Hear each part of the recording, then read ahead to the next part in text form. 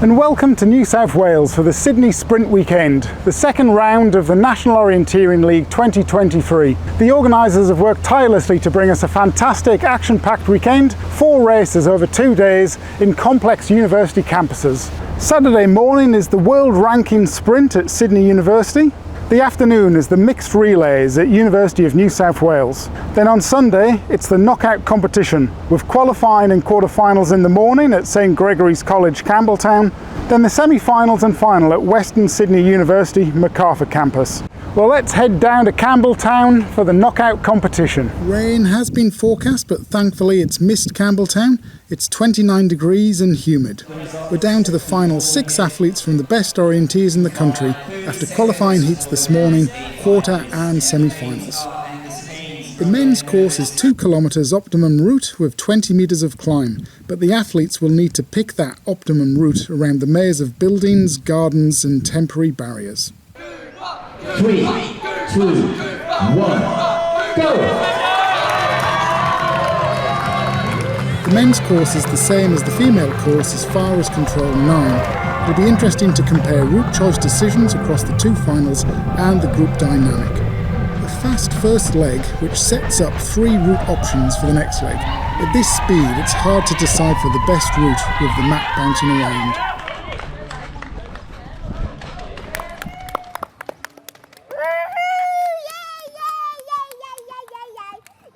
Sam immediately into the lead with an assertive route choice to the right.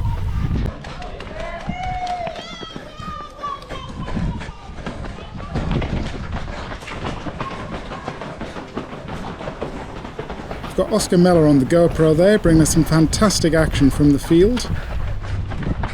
Sam confidently leading the pack. It'll be quite a thrill to be leading a group that contains World Championship, World Cup and JWOC experience. Brodie, wearing the Tasmania top, said beforehand that his tactic would be to let the young runners lead for the first half and stay with the group, keeping a reserve to push for the second half.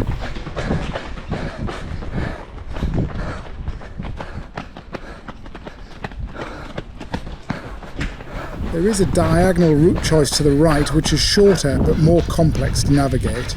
The outside route choice is simpler, allowing the athletes to concentrate on running and maybe a chance to try planning ahead. The GPS has the pace at 3 minute kilometres. There is a temporary barrier just short of Control 4, so the obvious route choice here is not optimal. The athletes may not have scanned their route that far ahead yet. Aha, Cooper has noted the optimum route. Sitting at the back of the pack maybe allows for better map reading. Cooper's route is definitely looking like he'll take the lead up ahead. Temporary barrier just to the right here and we should see Cooper just around the corner. Cooper is in the lead. Let's jump across to Sam's headcam. While admittedly not being the traditional and pure forest orienteering, this is the drama and theatre that the knockout format brings to the sport. It's made for TV.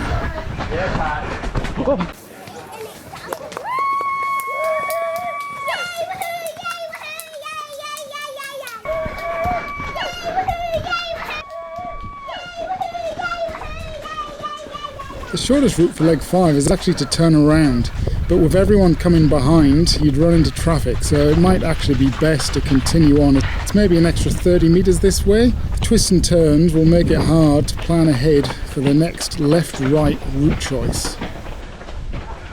There is a definite tactic in this knockout format of staying with the group, waiting until you spot a route choice worth the gamble to split, or if the leader picks a route you think is wrong.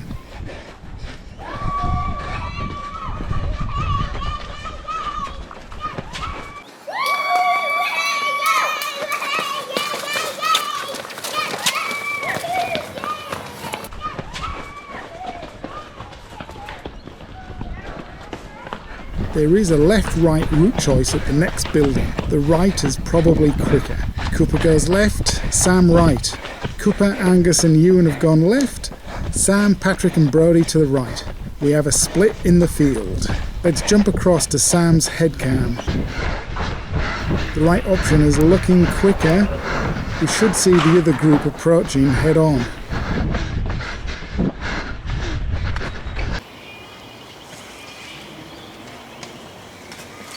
Oh, they came two ways there.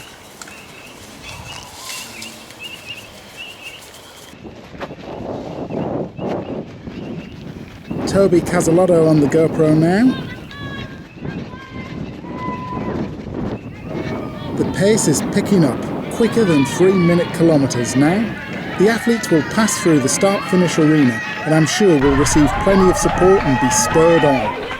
It's important to plan ahead on this straight run and not get carried away with the spectators cheering. There is a high and low route split here. The high route is better. They're all very, very close. One pack together down the final, halfway through the course. You can see them passing down. One pack together down the final, halfway through the course. Oh, Sam didn't see the flag, it's just over the wall. All 6 runners are still together at the halfway mark, but Ewan has chosen a different route. Leg 8 is a hard route to pick. There are 2 wide options for a seemingly short leg. There's a temporary barrier just short of the control. Oh, Patrick hasn't noticed the barrier yet. There it is. But Brodie and Angus were driving forward, so they had already noted it on the map. All 6 competitors have been reading their maps really well. There's not much blind following in this race yet. Ewan's wide route is longer, but probably simpler. He can concentrate on running and might even get the chance to try and plan ahead for when they re-enter the maze of buildings. The group will likely just be focusing on the current leg with all of the twists and turns.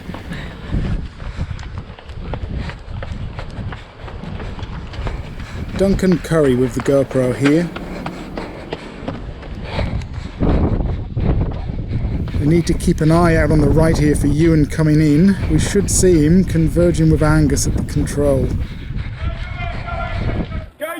Control 8 here is the highest point on the course. Well done, nice work. Good job, guys. Push, Sam.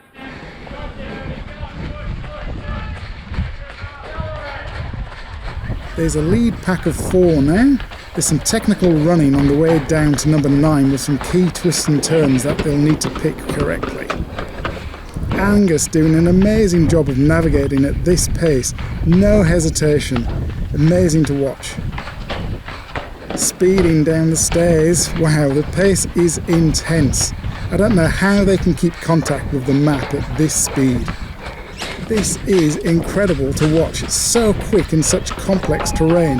At this speed, with the steps and turns, it'll be difficult to plan ahead for the next leg.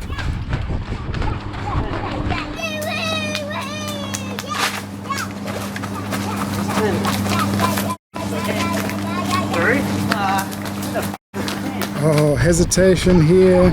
Oh, and Angus going the wrong way. Brodie unsure. Ewan is already off running. Ewan has a gap. This is the first true gap of the race so far. There was confusion there at number 9. I'm sure Ewan can feel the space here. The course flows quickly from here to the finish. The chasers are pushing hard to make contact again. This effort now may sap some of their finish sprint energy later. Control 9 back there may have been the decisive moment of the race. Angus probably focusing on that current leg at speed, and maybe Patrick and Brodie following just to keep contact with the lead rather than keeping contact with the map. There is one final route choice coming up, leaving Control 11. The left route is shorter, but we're at the point now where it could be worth gambling on the alternative route that the leader takes. Ewan takes the left option, Angus as well. Patrick and Brodie gamble on the right option. Looking out now to where the routes converge, Ewan and Angus have a big lead over Patrick and Brodie. Sam and Cooper racing for the top junior position.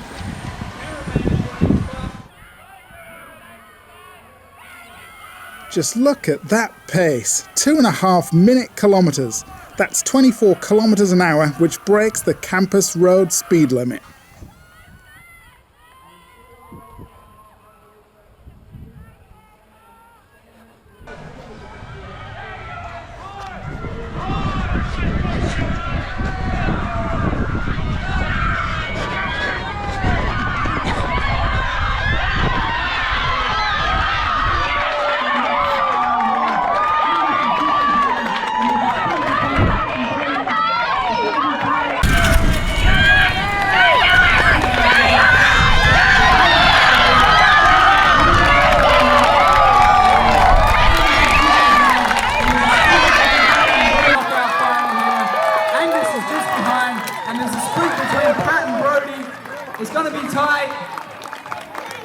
Looks like Pat has just got it across a diving Brody.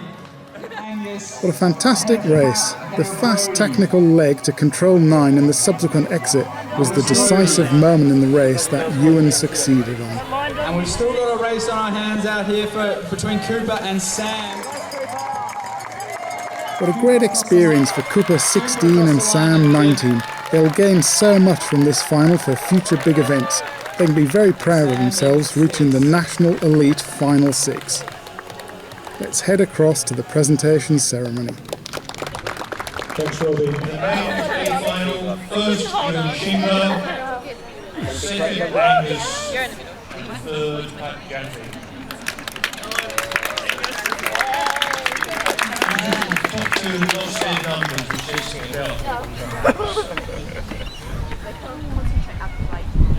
Yeah, someone stole mine. Pat stole mine.